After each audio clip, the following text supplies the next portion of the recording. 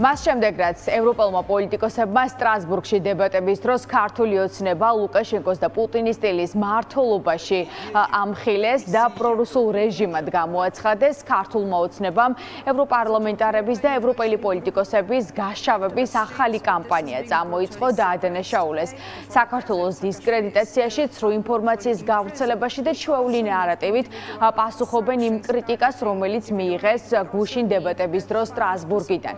ქართული ოცნების რიგითი წევრები ამტკიცებენ, რომ ევროპარლამენტარები ასრულებენ უცხო ქვეყნის დაკვეთებს, მიზანმიმართულად ცდილობენ, რომ საქართველოს დისკრედიტაცია და ქართული ოცნების დისკრედიტაცია მოახდინონ და პრაქტიკულად ფარეტინა ფურცელი უწოდეს ისევ იმ დოკუმენტს, რომელსაც დღეს დაამტკიცებენ ევროპარლამენტში. ქართულ ოცნებას ერთი რამ ეშლება რეზოლუცია, დოკუმენტი, რომელიც დღეს დაამტკიცდება, არ არის რეზოლუცია, ეს არის ყოველწლიური შეფასების ანგარიში საქართველოსთან დაკავშირებით, რომელიც რასაიუკნევიჩიანე მოამზადა, ეს არის ანგარიში 2024-25 წლებში საქართველოში განვითარებულ პროცესებთან დაკავშირებით, რომელიც დაამტკიცების შემდეგ უკვე გადაეგზავნება ევროკომისიას. ქართული ოცნება მიუხედავად ამისა ცდილობს, რომ ფარეტინა ფურცლად გამოაცხადოს უმნიშვნელოვანესი დოკუმენტი, რომელიც აუცილებლად იქნება წინაპირობა ევროკომისიისთვის, როდესაც მიიღებენ გადაწყვეტილებებს ბიძინა ივანიშვილის რეპრესიულ პოლიტიკასთან და რეპრესიულ რეჟიმთან დაკავშირებით. ყველას კარგად ახსოვს, რა შედეგი ჰქონდა ევროპარლამენტის რეზოლუციებს, როდესაც ბიძინა ივანიშვილმა შვეიცარიულ ბანკთან დავაში თანხები ვერ მიიღო, შესაბამისად ქართულმა ოცნებამ მაინც იცის კარგად აღნიშნული დოკუმენტის ფასი, თუმცა მიუხედავად ამისა კვლავ ცდილობენ, რომ ევროპას დემოკრატიულობა დაუწუნონ და ცდილობენ, რომ გუშინ ევროპარლამენტში გამართული დებატების დისკრედიტაცია მოახდინონ, თითქოს დარბაზი იყო ცარიელი და თითქოს ქართული ოცნების სასარგებლო განცხადებები კეთდებოდა გუშინ ევროპარლამენტში. რაისა კომუნისტკა არ ისვენებს. ყოველ კვირა უნდა რომ საქართველოს ხელისუფლებაზე, ქართულ სახელმწიფოზე რაღაც გაუგებარი დებატები მოაწყოს ხოლმე. თან ეს უნიჭო დადგმული სპექტაკლი 700 კაციან ევროპარლამენტში 8 კაცი იყო, ნახეთ ხო? იმ 8 კაციდან 3-მა თავზე დაახურა და უთხრა და მიუთითა რაისას და დანარჩენ კომუნისტებს, რომლებიც არიან ჩასაფრებული საქართველოს წინააღმდეგ, რომ რა გინდათ ამ საქართველოსთან. მშვიდობა შეინარჩუნოს. აგერ ჩვენ საქმეს მიხედოთ, სადაც ევროკომისიის პრეზიდენტ ქალბატონ ურსულას იმპიჩმენტს უწყობენ.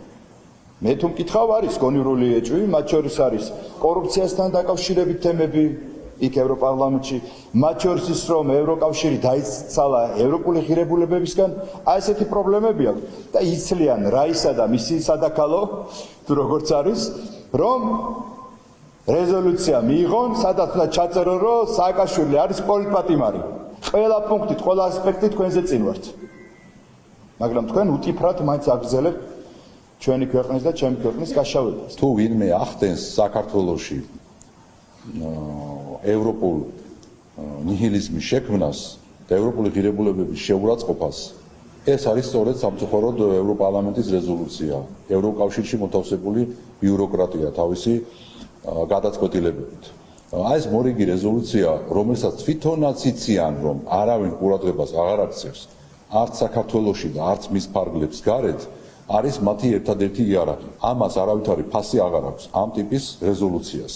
ველოდებით ევროკავშირში ევროპული ღირებულებების მქონე პარტიების დაბრუნებას. ამისი ნათელი წერტილები არის მაგალითად მათ შორის ევროპარლამენტში ძალიან ბევრი, არც თუ ისე ცოტა ევროპარლამენტარის გამოსვლა საქართველოს სასარგებლოდ.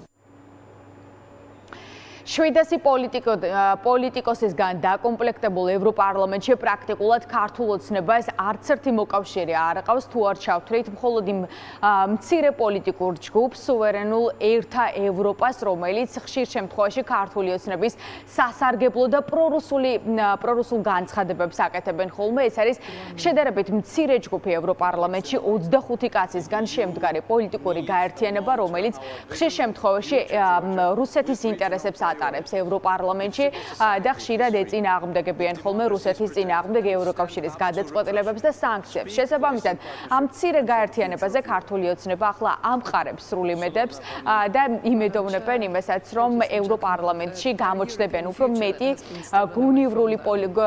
გონივრული პოლიტიკოსები, რომლებიც აღარ გააკრიტიკებენ ქართულ ოცნებას და ქართული ოცნების ინტერესებს გაატარებენ, რაც ბუნებრივია, წარმოუდგენელია იქიდან გამომდინარე, რომ ევროპარლამენტი რჩება ქართველი ხალხის ერთგულად და საქართველოს ევროკავშირში გაწევრიანების ინტერესების ერთგულად შესაბამისად, ამიტომაც უჭერენ ამ რეზოლუციას და სხვადასხვა ანგარიშებს საქართველოს შესახებ, რომელიც ითხოვს ანტიდემოკრატიული რეჟიმის დასრულებას, ახალ არჩევნებს და საქართველოს ევროკავშირში გაწევრიანებას. ევროპარლამენტარები პირდაპირ ამბობენ და გუშინეს დებატებზეც არაერთხელ ითქვა, რომ ისინი გააგრძელებენ ლობირებას იქამდე, სანამ საქართველოში არ დამყარდება დემოკრატიული მმართველობა.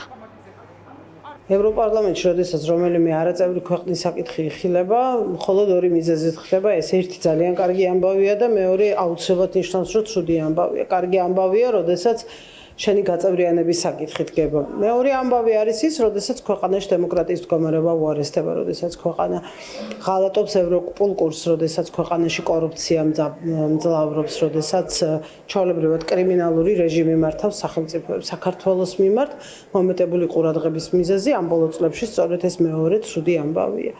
ამიტომ სამწუხაროდ მოლოდინი რაიმე კარგი გადაწყვეტილებების ქვეყნისთვის სასარგებლო გადაწყვეტილებების, რომელიც ჩვენ მოსახლეობის მდგომარეობას გააუმჯობესებს, ანუ ევროკავშირისკენ გაუმარტივებს მოძრაობას, ნამდვილად არ არის. ეს არის რეჟიმის დასჯის, რეჟიმის პასუხისმგებლობის თემაზე ბჭობა.